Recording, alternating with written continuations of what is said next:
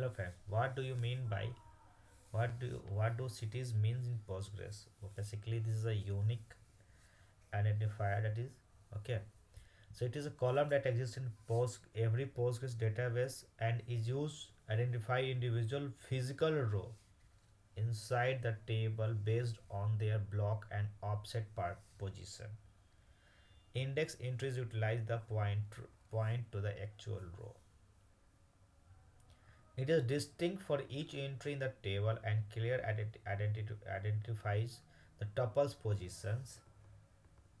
Because the CTID is a logical row change, when that is changed, it cannot be utilized a long-term row identifier when no competing update is expected. It is occasionally adventurous to identify a row within the transactions. So this is known as CTID.